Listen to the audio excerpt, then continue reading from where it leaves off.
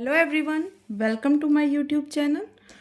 Today's topic is citizenship. इससे पहले मैंने एक पार्ट बनाया है जिसमें हमने ये पढ़ा था कि हाउ टू अडॉप्ट सिटीजनशिप और नेक्स्ट पढ़ा था कि हाउ टू रिमूवल सिटीजनशिप। आज हम पढ़ेंगे कि हम सिटीजनशिप में क्या क्या अमेंडमेंट हुए और कैसे कैसे ओसीआई क्या होता है, एनआरआई क्या होता है और पीआईओ क्या होता है, और इससे रिलेटेड कुछ क्वेश्चंस भी करेंगे। आज हम देखेंगे जैसे पार्ट 2 में हमने क्या देखना है, कितनी तरह की सिटीजनशिप्स हो सकती हैं। जैसे हम 3 कंट्री ले रहे हैं, India, America and Switzerland. Switzerland सुन के तो सबको लगता है वाह हमें भी जाना चाहिए। तो देखिए वहाँ पे कैसी सिटीजनशिप है मैं वो भी बताऊंगी आपको। पहले आते हैं इंडिया पे। सबको पता है कि इंडिया जो है वो सिंगल सिटीजनशिप है, और ये कहाँ से हमने बोरो किया ये आपको पता होना चाहिए। यूके से लिया है हमने। हम 3 चीज़ें लेते हैं, जैसे सेंटर, स्टेट और डिस्ट्रिक्ट। आप सबको पता है इंडिया में केवल एक ही सिटीजनशिप है। ऐसा नहीं कि स्टेट के लिए अलग आपको नागरिकता मिलेगी और डिस्ट्रिक्ट के लिए अलग, ऐसा नहीं है। भारत में केवल एक सिटीजनशिप चलती है। अब आते हैं हम अमेरिका पे। अमेरिका में क्या है, वहाँ पे सेंटर में एक अलग सिटीजनशिप होगी और स्टेट पर अलग सिटीजनशिप होगी, इस और डिस्ट्रिक्ट पर कोई भी सिटीजनशिप नहीं है। ठीक है, इसीलिए अमेरिका में डुअल सिटीजनशिप चलती है। नेक्स्ट आते हैं स्विट्ज़रलैंड। स्विट्ज़रलैंड में आपको तीनों स्तर पे सिटीजनशिप देखने को मिलेगी, सेंटर में भी, स्टेट में भी और डिस्ट्रिक्ट पे भी। इसीलिए इसे ट्री लेवल सिटीजनशिप भी कहते हैं। अब देखिए 3 तरह के आपको पर्सन देखने को मिलते हैं, इनके बारे में भी आपको पता होना बहुत ज़रूरी है। एक होते हैं एनआरआई, एक पीआईओ और एक OCI.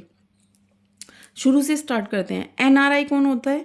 Non residents of India. For example मैं आपको एक एग्जाम्पल देती हूँ। मानिए कोई व्यक्ति है, वो 3 महीने के लिए भारत से बाहर है। अब वो फिर 3 महीने के बाद भारत वापस आ जाता है, तो आप उसको एनआरआई बोलेंगे? जी नहीं, बिल्कुल नहीं। एनआरआई के लिए आपको एक ही कंपलसरी है, कम से कम वो व्यक्ति अदर कंट्री में 6 महीने तक बाहर रहा हो भारत से। ये कंपलसरी है। अगर वो 6 महीने से पहले ही भारत वापस आ जाता है अदर कंट्री से, तो वो एनआरआई नहीं कहलाएगा। ठीक है, चाहे वो 6 महीने किसी भी काम के लिए बाहर गया हो, चाहे एजुकेशन के लिए गया हो, चाहे जॉब के लिए गया हो, किसी भी पर्पज से गया हो, वो एनआरआई कहलाएगा। लेकिन 6 मंथ्स कंपलसरी है, उसे भारत से बाहर रहना पड़ेगा। ठीक है, अब आते हैं हम पीआईओ पे, पर्सन विद इंडियन ओरिजिन। ये क्या होता है? इसमें क्या होएगा, मानो आप हैं, आपके माता पिता हैं, फिर आपके दादा दादी हैं। अब या तो आपके माता पिता या आपके दादा दादी में से कोई पहले भारत रहा हो और आप रह रहे हैं प्रेजेंट में किसी अदर कंट्री में, और आपका मन हो रहा है नहीं भाई हमें तो भारत जाना है, हमें नहीं रहना है यहाँ पे, और आपको यहाँ की सिटीजनशिप चाहिए, तो आपको क्या करना होगा? आपको आप पीआईओ कहलाएंगे। लेकिन पहले पीआईओ में ना पहले एक रिस्ट्रिक्शन थी, अब ये भारत में नहीं है, ये ओसीआई में ही मर्ज कर दिया गया। लेकिन अब क्या है, इसमें जो रिस्ट्रिक्शन थी, वो रिस्ट्रिक्शन क्या थी? वो रिस्ट्रिक्शन ये थी, जो पीआईओ के जो व्यक्ति होता है उसको हर 6 महीने में एफआरआरओ को बताना पड़ता था वेयर आर यू। मतलब अगर आप भारत आए हैं तो हर 6 महीने में आपको एफआरआरओ को आपको बताना होता था इस टाइम पे हम यहाँ आए हैं। एफआरआरओ क्या होता है? Foreign region registration regional office. ये फॉरेन में कोई ऑफिस होता था, वहाँ पे आपको इन्फॉर्मेशन देनी होती थी, दैट टाइम हम यहाँ पर हैं, तो ये सब बताना होता था। तो ये रिस्ट्रिक्शंस चलती थी, तो इसलिए पीआईओ को हटा दिया गया। देन आया ओसीआई। ओसीआई क्या होता है? ये बिल्कुल पीआईओ की तरह ही है, सेम एज। इसमें भी आपका अगर 3 पीढ़ी मतलब कोई भी दादा दादी या पापा मम्मी रहे हों तो आप ओसीआई कहलाओगे। बस इसमें क्या चेंजेस आए, इसमें कोई रिस्ट्रिक्शन नहीं थी कि आपको बताना पड़ेगा कि आप 6 मंथ्स में कहाँ थे कहाँ नहीं थे, ये ऐसा कुछ नहीं था इसके अंदर। अब एक बात ये आती है, क्या पीआईओ और ओसीआई जो मेंबर्स हैं या पर्सन हैं, उनको वोट और इलेक्शन का अधिकार था, राइट है इन्हें? ये वोट या इलेक्शन में पार्टिसिपेट कर सकते हैं? बिल्कुल नहीं। ये बात बिल्कुल ध्यान रखिएगा, पीआईओ और ओसीआई वोट या इलेक्शन में भाग नहीं ले सकते, ये वोट नहीं दे सकते। ठीक है। अब मैंने आपको पहले भी बताया था सिटीजनशिप का मतलब क्या होता है, जिसको सिविल, पॉलिटिकल और हमारे फंडामेंटल राइट्स मिले हों वो ही मेंबर होगा भारत का। मैंने बताया था आपको पहले भी, तो ये बात ध्यान रखिएगा, ये कभी भी वोटर इलेक्शन नहीं कर सकते।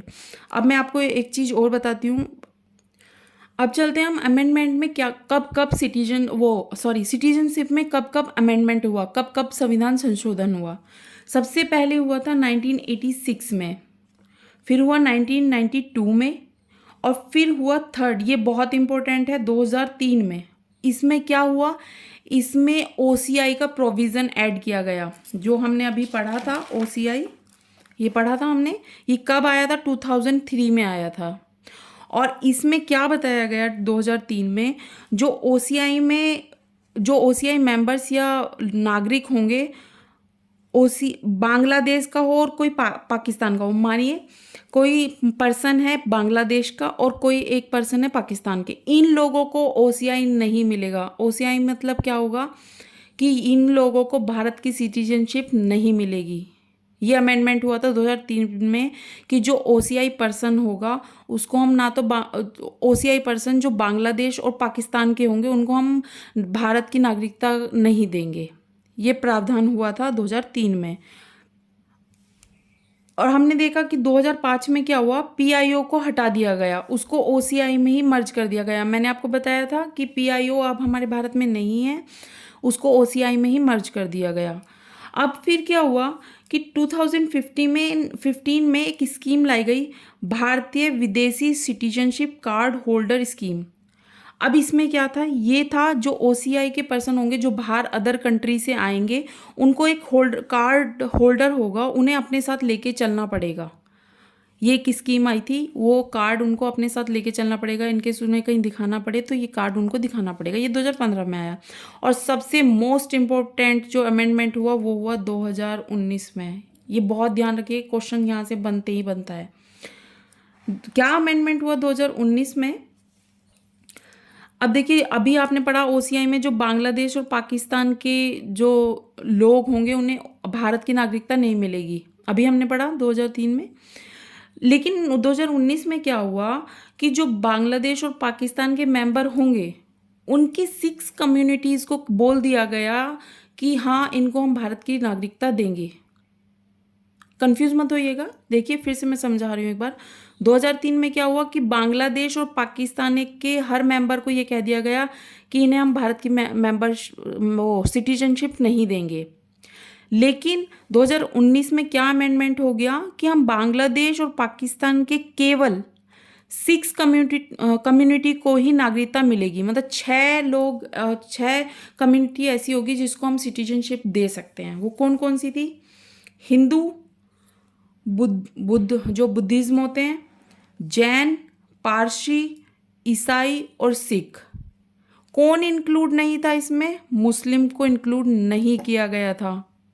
ये बहुत अच्छे से समझिएगा, मुस्लिम इंक्लूड नहीं थे इसमें, ठीक है। और एक अमेंडमेंट, एक चीज और इसमें इंक्लूड की, एक ये भी इसमें ऐड किया गया। पहले क्या होता था, अगर कोई जो फॉरेनर है, पहले था कि 11 मंथ तक अगर वो भारत में रहता है तो उसको सिटीजनशिप मिल जाएगी। लेकिन 2019 के ही संविधान संशोधन में क्या हुआ कि अगर कोई फॉरेनर 6 मंथ्स तक भारत में रहेगा तो उसको इंडियन जो सिटीजनशिप है वो मिल जाएगी। पहले 11 था, लेकिन नाउ प्रेजेंट में 6 मंथ्स तक अगर कोई फॉरेनर भारत में रहता है तो उसको इंडियन सिटीजनशिप मिल जाएगी। इस बात का ध्यान रखिएगा। आइए इससे रिलेटेड कुछ क्वेश्चंस करते हैं। देखिए पहला क्वेश्चन क्या है, by which of the following modes a person can acquire citizenship in India. आप सिटीजनशिप का फर्स्ट पार्ट पढ़िए, मैंने उसमें ये बहुत अच्छे से क्वेश्चन बताया है। By birth, bye decent, bye registration या बाय रिक्वेस्ट। मतलब कोई व्यक्ति सिटीजनशिप को कब, मतलब कैसे एक्वायर कर सकता है। उसमें हमने 5 चीज़ें पढ़ी थी और इसमें से पूछा है कि कौन सा नहीं है, तो कौन सा नहीं है? बाय रिक्वेस्ट, कौन सा है, क्वेश्चन कौन सा है? तो बाय, ये डी एस का ये नहीं था, ये था ही नहीं, बाय रिक्वेस्ट नहीं था। तो ए बी सी कहाँ है, देख लीजिए, ए बी सी, इसका आंसर होगा फर्स्ट, ठीक है, सेकंड क्वेश्चन पे आते हैं। What are the ways through which one can choose Indian citizenship.